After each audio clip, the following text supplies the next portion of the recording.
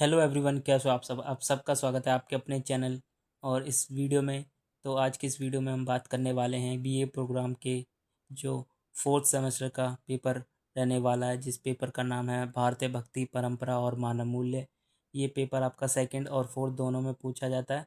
तो आप ये मत देखना कि क्वेश्चन पेपर सेकंड का है, बुक सेम ही होती है। तो चलिए देखते हैं कि इसके क्वेश्चन आंसर कैसे हैं और किस किस तरीके के क्वेश्चन इसमें पूछे जाते हैं, जिससे आपको पेपर करने में आसानी हो।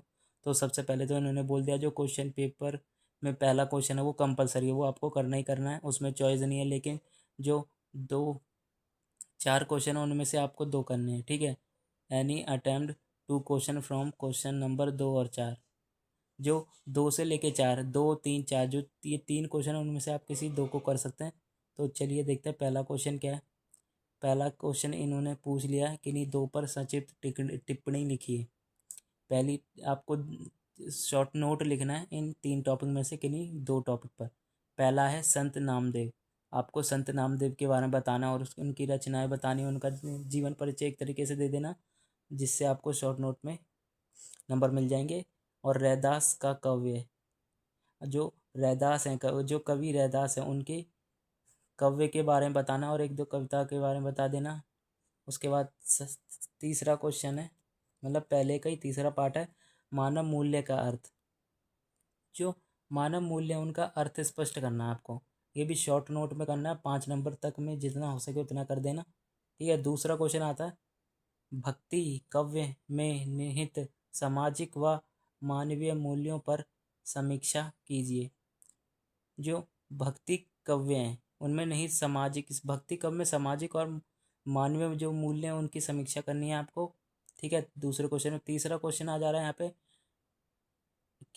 तीसरा क्वेश्चन बोल रहा है आंडल की कविता में अभिव्यक्त मानव मूल्य पर विचार कीजिए।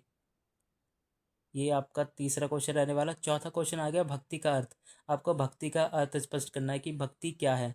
जब कोई व्यक्ति अपनी इच्छा से ईश्वर की प्रार्थना और पूजा करता है उसे भक्ति कहते हैं, ठीक है। भक्ति का अर्थ स्पष्ट कर देना है। 10 नंबर का क्वेश्चन है तो थोड़ा बड़ा लिखना है। स्पष्ट करते हुए अनुशासनात्मक समाज के निर्माण पर चर्चा करें।